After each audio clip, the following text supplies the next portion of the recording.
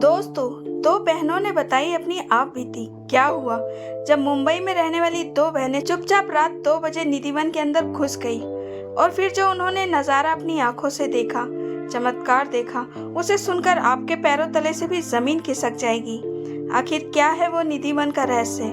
दोस्तों, भगवान श्री कृष्ण की नगरी वृंदावन में एक ऐसा उद्यान मौजूद है। यहाँ की मान्यता है कि आज भी रात्रि के समय भगवान श्री कृष्ण गोपियों के साथ रासलीला रचाने के लिए यहाँ पर आते हैं। कहा जाता है कि संध्या 6 बजे के बाद निधिवन के दरवाजे पूरी तरह से बंद कर दिए जाते हैं और ये भी ध्यान रखा जाता है कि संध्या 6 बजे के बाद निधिवन के अंदर कोई भी ना रहे। दोस्तों, मान्यता है कि अगर रात्रि के समय कोई गलती से यहाँ रुक भी गया तो उसे अपनी जान से हाथ धोना पड़ता है। या तो उसे दिखना बंद हो जाता है या फिर वह मानसिक तौर से पागल हो जाता है।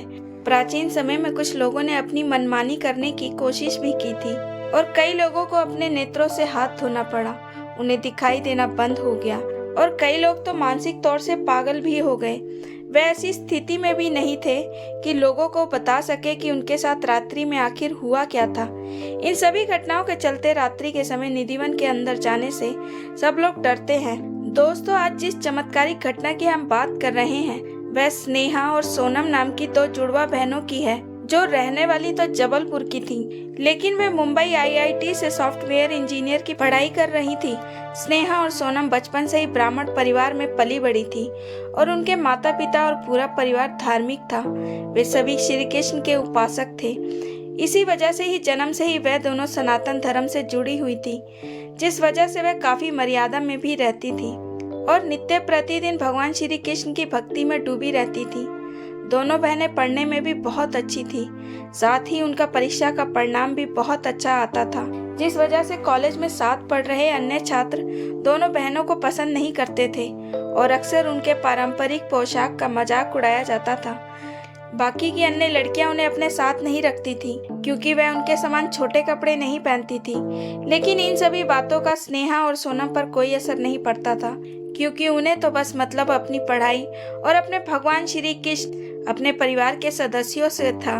उनका कहना यही रहता था कि जग रूठे ईश्वर कभी ना रूठे। दोस्तों, एक बार नेहा और सोनम के कॉलेज के सभी विद्यार्थियों ने मिलकर एक साथ वृंदावन जाने की योजना बनाई।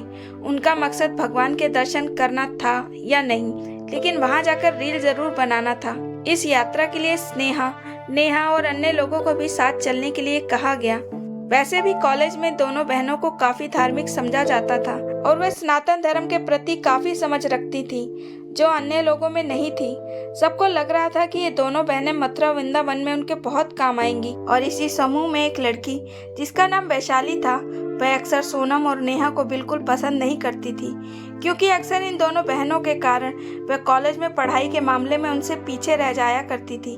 जब वे लोग साथ में वृंदावन पहुंचे तो सभी लोग बहुत प्रसन्न थे क्योंकि चारों ओर भक्ति का स्वर था। सभी लोग राधा राधा के जयकारे लगा रहे थे। स्नेहा और सोनम भी बहुत खुश थी क्योंकि वह तो वैसे भी भगवान श्री कृष्ण को अपना आराध्य मानती थी और उन्हें उन्हीं की नगरी में आना उनके लिए एक बहुत बड़े सौभाग्य की बात थी। उन्होंने मथुरा पहुंचते ही पहले श्री कृष्ण जन्मभूमि के दर्शन किए।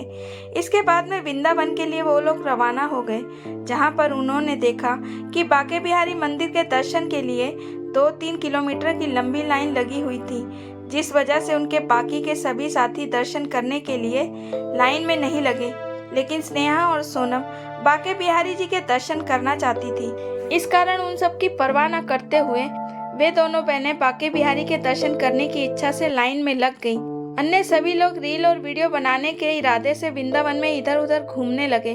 तकरीबन 4 से 5 घंटे लाइन में लगने के बाद स्नेहा और सोनम को बांके बिहारी के दर्शन हुए और बिहारी जी के उन दर्शनों को दोनों बहनें शब्दों में बयान नहीं कर सकती थी। जब स्नेहा और सोनम शाम के 5 बजे फ्री होकर अपने दोस्तों को कॉल करती हैं तो वे सभी उस समय निधिवन में मौजूद थे। वे दोनों बहनें भी उनसे मिलने के लिए निधिवन पहुंच गई वहाँ मौजूद एक सुरक्षा गार्ड ने सभी लोगों को निधिवन की कहानी बताई हुई थी कि किस तरह से 6 बजे के बाद निधिवन के दरवाजे बंद कर दिए जाते हैं, जिसके बाद किसी को भी अंदर रुकना सख्त मना है और जाने अनजाने में अगर कोई अंदर रह जाता है तो वह अपनी हालत का खुद जिम्मेदार होता है। लेकिन स्नेहा और सोनम शाम 5 बजे के करीब वहां पर पहुंची थी, तो उन्हें निधिवन के इतने बड़े रहस्य के बारे में पता नहीं था और इस रहस्य का फायदा वैशाली उन दोनों बहनों को अपने रास्ते से हटाने के लिए करना चाहती थी। इसीलिए उसने एक योजना बनाई। जब शाम के 6 बजने वाले थे, निधिवन के दरवाजे बंद होने वाले थे, मौका पाकर स्नेहा और सोनम ने कहा कि हम सभी एक खेल खेल रहे हैं जिसमें सभी को निधिवन में मौजूद पेड़ों के पीछे छिपना है और जो सबसे पहले सामने आएगा उसे आज रात की पार्टी देनी होगी। उस समय तक सभी लोग बाहर जा चुके थे। वैशाली ने नेहा और सोनम को निधिवन में एक जगह छुपने को कहा और खुद 6 बजे से पहले निधिवन से बाहर निकल गई। जब सब लोग निधिवन से बाहर निकल रहे थे, तब शाम के 6 बजे नेहा और सोनम निधिवन के एक पेड़ के पीछे छुपी हुई थी। सुरक्षा गार्ड ने चारों ओर नजर भी घुमाई, लेकिन उन्हें निधिवन के अंदर कोई दिखाई नहीं दिया और 6 बजते ही निधिवन के दरवाजे बंद कर दिए गए। अब तकरीबन 1 घंटा हो चुका था और किसी दोस्त का कोई अता पता नहीं था और उन्हें किसी इंसान की आहट तक नहीं हो रही थी। जब स्नेहा और सोनम ने देखा कि निधिवन के तो दरवाजे ही बंद हो चुके हैं और उनका वहां पर कोई दोस्त भी मौजूद नहीं है, तो वे दोनों बहुत घबरा गईं। अब उन्होंने आवाज देकर अपने दोस्तों को बुलाने की कोशिश की, लेकिन किसी ने भी कुछ नहीं सुना। वैशाली ने सबको कहा था कि वह दोनों बहनें प्रेम मंदिर के दर्शन के लिए निकल गई हैं, लेकिन इधर निधिवन में दोनों बहनों पर मुसीबत आ चुकी थी, क्योंकि पूरे निधिवन में वो दोनों बहनें अकेली रह गई थी और उनका मोबाइल भी उनके दोस्त के पास था और अब दोनों बहनें पूरी तरह से असहाय थी और इधर उधर घूमकर निधिवन से बाहर निकलने का रास्ता खोज रही थी। तभी उनकी नज़र निधिवन में लगे एक बोर्ड पर पड़ी कि शाम के 6 बजे के बाद यहाँ कोई आता जाता नहीं और अगर गलती से आ जाता है तो बाहर जा नहीं पाता। ये पढ़कर दोनों बहनें बहुत डर चुकी थी। रात्रि का समय हो चुका था, तो एक स्थान देखकर दोनों बहनें चुपचाप डर कर सहम कर वहीं बैठ गईं।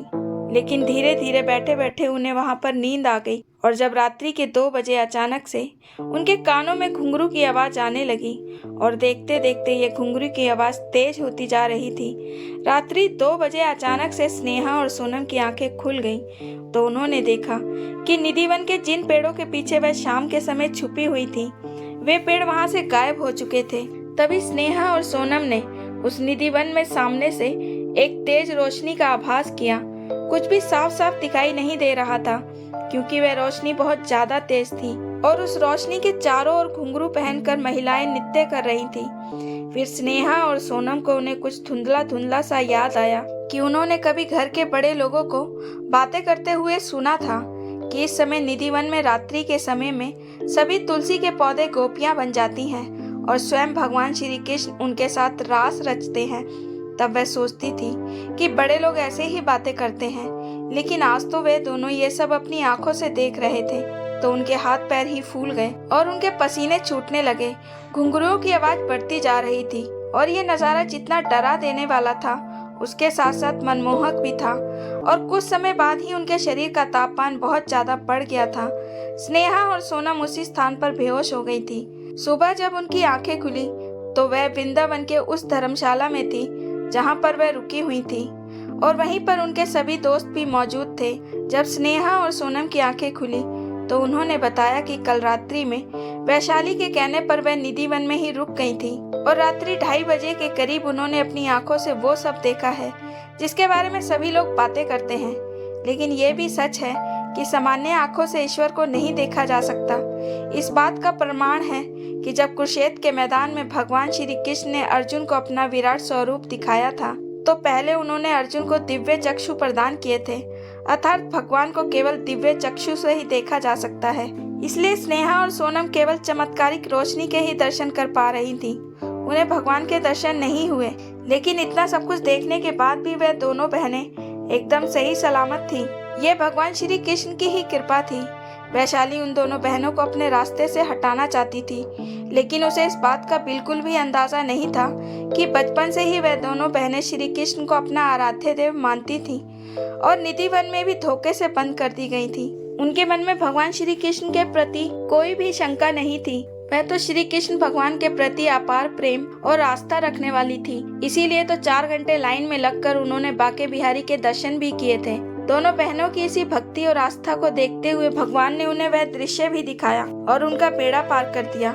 इसके साथ ही दोनों बहनों ने वैशाली को भी बहुत बहुत धन्यवाद दिया कि आज तुम्हारी वजह से हमें हमारे ईश्वर के दर्शन हो गए। लेकिन वह दोनों बहनें निधिवन में अपने साथ घटी इस घटना को आज तक नहीं भूल पाई हैं। जिसके बाद वह सभी दोस्त वापस मुंबई आ गए और अपनी पढ़ाई को आगे बढ़ाया और अपने जीवन के अन्य कार्यों में व्यस्त हो गए। लेकिन दोस्तों, सवाल उठता है कि आखिर वे लोग कौन थे जो रात्रि में निधिवन में रुके थे और जिनकी आंखें ही चली गई और जो मानसिक तौर पर पागल भी हो गए। इसके पीछे क्या कारण हो सकता है? कि क्या उन लोगों ने भगवान के होने या ना होने पर शंका जताई होगी, या सच पता लगाने की मंशा से वह लोग निधिवन में रुके होंगे। लेकिन स्नेहा और सोनम तो गलती से निधिवन में रह गई थी और बचपन से ही भगवान श्री कृष्ण को अपना आराध्य मानती थी। भगवान ने उन पर अपनी कृपा की, उन्हें कोई दंड नहीं दिया और आज वे दोनों बहनें अपने जीवन में बहुत खुश हैं। दोस्तों, इस पूरी घटना को लेकर आप क्या विचार रखते हैं? लाइक और कमेंट करके जरूर बताएं और चैनल को सब्सक्राइब करना बिल्कुल न भूलें। मिलते हैं एक और नई सत्य घटना के साथ। बहुत बहुत धन्यवाद। जय श्री कृष्णा। राधे राधे।